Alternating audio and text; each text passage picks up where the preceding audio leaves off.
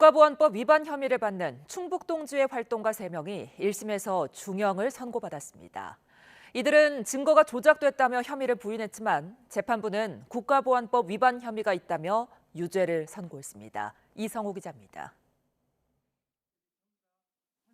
국가보안법 위반 혐의 등으로 재판을 받는 피고인은 모두 4명, 충북 동지의 소속 손모 씨와 윤모 씨, 박모 씨 등입니다. 이들은 2017년 북한 공작원의 지령을 받아 자주통일 충북 동지회를 결성한 뒤 미어 2만 달러 상당의 공작금을 수수하고 4년간 충북 지역에서 국가기밀 탐지, 국내 정세 수집 등 각종 안보 위해 행위를 한 혐의로 기소됐습니다. 이들 4명 가운데 3명에 대한 1심 선고가 나왔습니다. 청주지방법원은 국가보안법 위반 혐의 등으로 피고인 3명에게 각각 징역 12년을 선고하고 법정 구속했습니다. 첫 공판이 열린 지난 2021년 10월 이후 2년 4개월 만입니다. 다만 피고인들이 수집한 정보의 가치가 크지 않아 국가기밀로 볼 수는 없다며 간첩죄는 적용하지 않았습니다.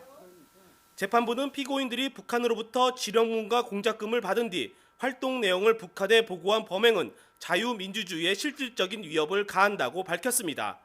다만 수집한 정보의 가치가 크지 않고 동조자를 포섭하려 했지만 가족관계 외 아무도 하지 못했다는 점 등을 고려해 형을 정했다고 덧붙였습니다. 하지만 피고인들은 법정으로 들어가기 전 기자들과 만나 증거가 조작됐다며 혐의를 강하게 부인했습니다. 오히려 검찰과 국정원이 사전에 간첩단을 만들어 놓고 20년 넘게 조작을 시도했다고 주장했습니다. 일단은 이 사건이 만들어진 것이 좀 전에 말씀드렸던 것처럼 30년 사찰을 해서 2000년도에 이미 다 만들어 놨던 것을 2021년도에 조작을 완료를 했다라고 저희는 보고 있습니다. 이들은 1심 결과에 승복하지 않고 곧바로 항소하기로 했습니다.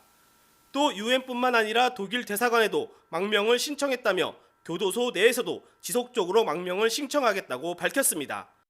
YTN 이성호입니다.